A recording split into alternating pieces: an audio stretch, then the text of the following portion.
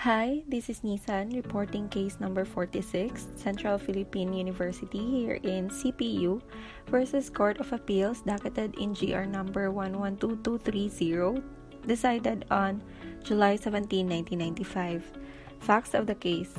In 1939, Don Ramon Lopez Sr. executed a deed of donation in favor of CPU together with the following conditions. The land should be utilized by CPU exclusively for the establishment and use of a medical college. The said college shall not sell, transfer, or convey to any third party, and the said land shall be called Ramon Lopez Campus, and any income from that land shall be put in the fund to be known as Ramon Lopez Campus Fund. However, on May 31, 1989, PR, who are the heirs of Don Ramon, filed an action for annulment of donation, reconveyance, and damages against CPU for not complying with the conditions.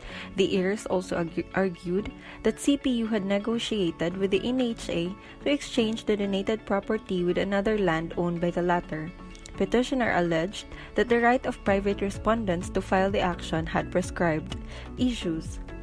Whether or not petitioner failed to comply, there are resolutory conditions annotated at the back of the petitioner's certificate of title without a fixed period when to comply with such conditions.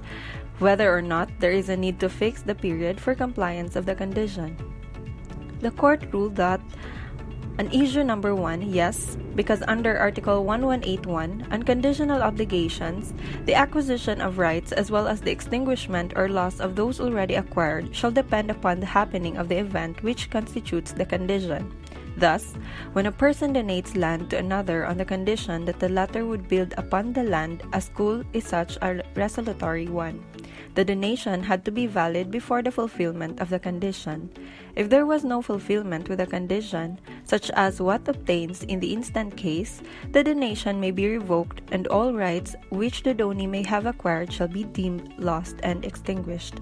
On issue number 2, the court ruled on a negative, because under Article 1197, when the obligation does not fix a period but from its nature and circumstance it can be inferred that the period was intended, the court may fix the duration thereof, because the fulfillment of the obligation itself cannot be demanded until after the court has fixed the period for compliance therewith and such period has arrived.